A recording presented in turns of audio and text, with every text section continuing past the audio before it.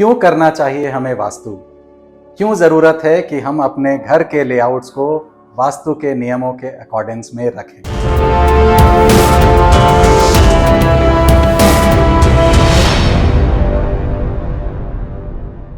Hello friends, कल मेरी मुलाकात मेरे शहर के एक बड़े जाने माने बिल्डर से हुई और उनसे वास्तु पर काफ़ी देर चर्चा हुई। वास्तु के रेलेवेंस को लेकर के, आज के समय में वास्तु के रेलेवेंस को लेकर के बहुत देर चर्चा हुई।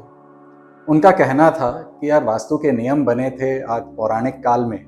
उस समय हमारे पास artificial lights, artificial air circulation system, air conditioners ये सब नहीं थे, और इसीलिए वास्तु के हिसाब से लोग अपने घरों के लेआउट को बनाते थे ताकि natural light, natural sun rays, natural air हम तक प्रॉपरली मिलती रहे।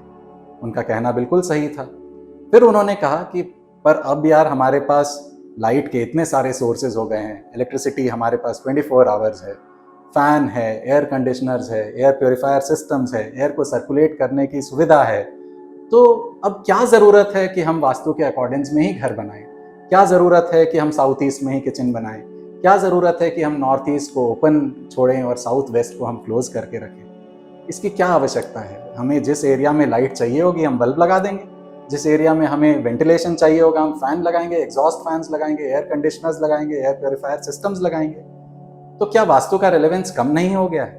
हमें जो चाहिए, लाइट, साउंड, एयर, ये सब कुछ हम तो आर्टिफिशियली क्रिएट कर पा रहे हैं, तो अब वास्तु की क्या ज़रूरत? हमें क्या ज़रूरत है कि हम लेआउट को इस तरह से बना करके रखें? तो अगर आप भी इसी विचारधारा के हैं कि मॉडर्न लिविंग में, जहां हम क्रैम्ड छोटे छोटे फ्लैट्स में रह रहे हैं, जहां हमारे पास ऑलरेडी स्पेस की कमी है, तो हमें वास्तु पे फोकस, वास्तु पे ध्यान नहीं देना चाहिए और अपने अकॉर्डिंग्स घर को बना लेना चाहिए, क्योंकि हमारे पास लाइट, फैन, एसी तो है ही। तो ये वीडियो स्पेसिफिकली आपके लिए है और आपको इस वीडियो को ज़रूर ध्यान देना चाहिए। आपके फ्रेंड्स जो इस विचारधारा के हैं, उनके साथ आप इस वीडियो को शेयर करें। मैं अब अपने इस वीडियो में 4 पॉइंट्स बताऊंगा कि क्यों वास्तु आज के डेट में और ज़्यादा रिलेवेंट है, क्यों वास्तु और ज़्यादा इम्पॉर्टेंट है, और हमारे लाइव्स को सुचारू ढंग से चलने के लिए, हमें नेचर से और क्लोज रहने के लिए ये ज़्यादा इम्पॉर्टेंट है। पहले पौराणिक काल के कंपैरिजन में आज ये और ज़्यादा इम्पॉर्टेंट है कि हम वास्तु के नियमों के अनुसार ही अपने घरों को बनाएं, वास्तु के नियमों के अनुसार ही अपने घर का लेआउट तय करें। तो पॉइंट नंबर 1, आप कितनी भी एसी चला लें, आप कितनी भी लाइट्स लगा लें, आप 2 दिन, सिर्फ 2 दिन एक बंद रूम में, एयर कंडीशनड रूम में, जहां एयर प्योरीफायर भी लगा हुआ है, ऑक्सीजन की मात्रा हमने कंट्रोल करके लगा दी है कि इतना ऑक्सीजन आपको चाहिए तो इतनी ऑक्सीजन आपके एयर में हमेशा रहेगी, लाइट आपको जितनी चाहिए उतनी लाइट आपके रूम में हमेशा रहेगी।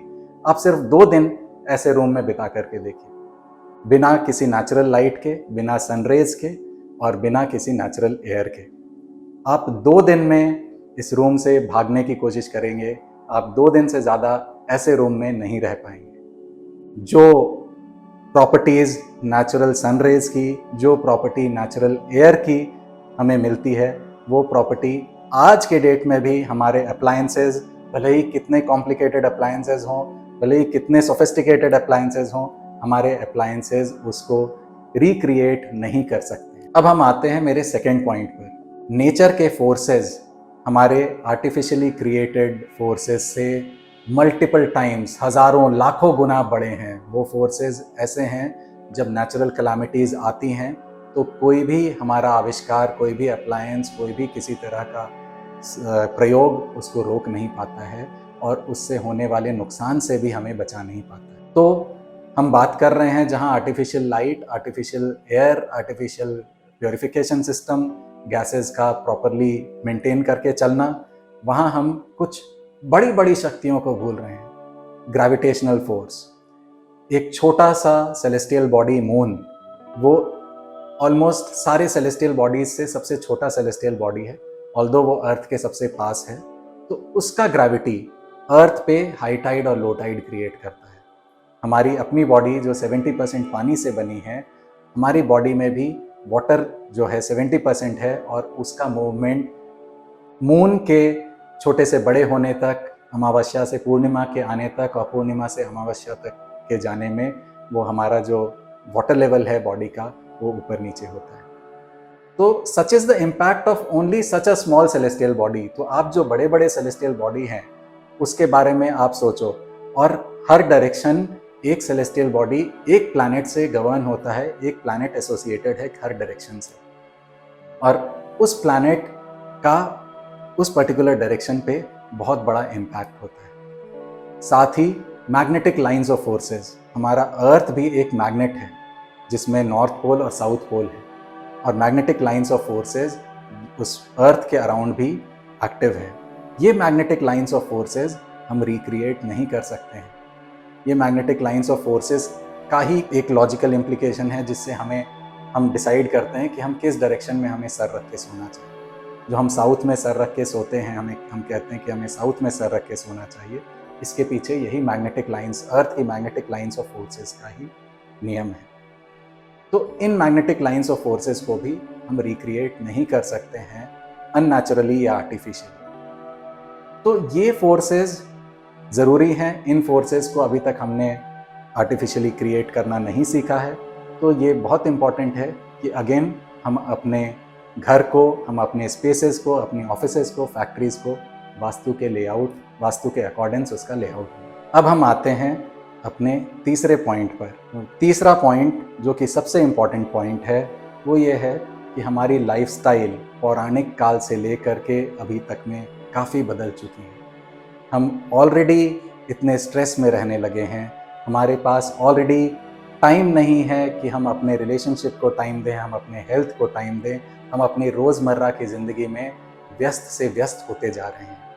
रोज़ हमारे पास कोई नया गैजेट, नया अप्लायंस आ जाता है जो हमें और व्यस्त कर देता है। पहले ऑफिस से घर जाने के बाद आदमी चैन की नींद सो जाया करता था। अभी आप सोने से 1 मिनट पहले तक मोबाइल देख रहे होते हैं, ऑफिस का मेल चेक कर रहे होते हैं, व्हाट्सएप चेक कर रहे होते हैं, या कुछ नहीं तो वीडियोस देख रहे होते हैं। तो आप अपने आप को ज़्यादा स्ट्रेस में डाल रहे हैं। आप जो रेस्ट आपको चाहिए, जो बॉडी के लिए रिक्वायर्ड रेस्ट अमाउंट और क्वांटिटी है, जो टाइम है, वो आप सही से नहीं दे पाते। साथ ही अब आने जाने का माध्यम, कार्स एयर कंडीशनड हो गई हैं, घर एयर कंडीशनड हो गए हैं, तो हमें एडिक्वेट रूप में सनलाइट, एयर, नेचुरल एयर ये ऑलरेडी नहीं मिल रहा है।